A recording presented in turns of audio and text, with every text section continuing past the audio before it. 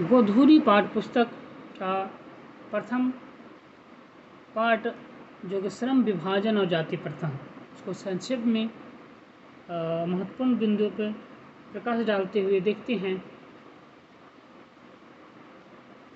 कि यह विडंबना की बात है कि इस युग में जातिवाद के पोषकों की कमी नहीं है। उसके समर्थक के अनेक आधार हैं। तो पहला आधार है कि आधुनिक सभ्य समाज कार्य कुशलता के लिए श्रम विभाजन को आवश्यक मानता है और जाति प्रथा श्रम विभाजन का दूसरा रूप है, इसलिए इसमें कोई बुराई नहीं। जातिवाद के समर्थक के इस तर्क के खंडन में बाबा साहेब ने अपनी आपत्ति दर्शाई है कि जाति प्रथा श्रम विभाजन के साथ साथ श्रमिक विभाजन का रूप लिए हुए है। सभ्य समाज में श्रम विभाजन व्यवस्था श्रमिकों के विभिन्न वर्गों के अस्वाभाविक विभाजन नहीं करता है। भारत के जाति प्रथा श्रमिकों और अस्वाभाविक विभाजन ही नहीं बल्कि विभाजित वर्गों का एक दूसरे की अपेक्षा ऊंचा नीचा भी करा देती है, जो विश्व के लिए किसी समाज में नहीं मिलता है। भारतीय श्रम विभाजन के रुचि के आधार पर श्रम विभाजन नहीं, उसके कार्य कुशलता या क्षमता के आधार पर नहीं, बल्कि आज का भारतीय श्रम विभाजन जातिगत के आधार पर है।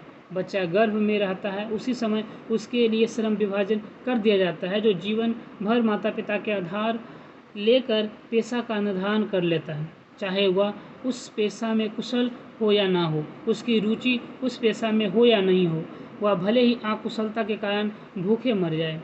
भारतीय जाति प्रथा प्रतिकूल परिस्थितियों में भी किसी व्यक्ति को पेशा चुनने का अधिकार नहीं देती है, जो भारतीय बेरोजगारी का प्रमुख कारण बना हुआ है।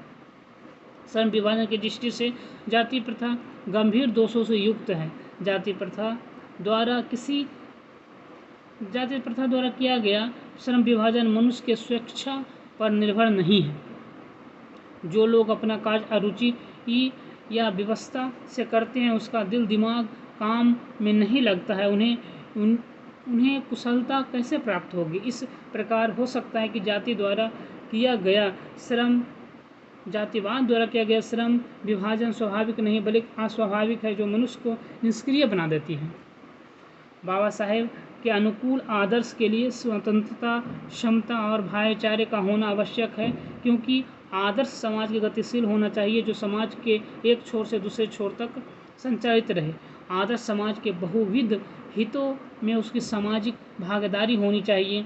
इसी का दूसरा नाम लोकतंत्र है, क्योंकि लोकतंत्र केवल शासन की एक पद्धति नहीं, लोकतंत्र मूलतः सामूहिक जीवनचर्या की एक रीति तथा समाज के सम्मिलित अनुभवों के आदान प्रदान का है।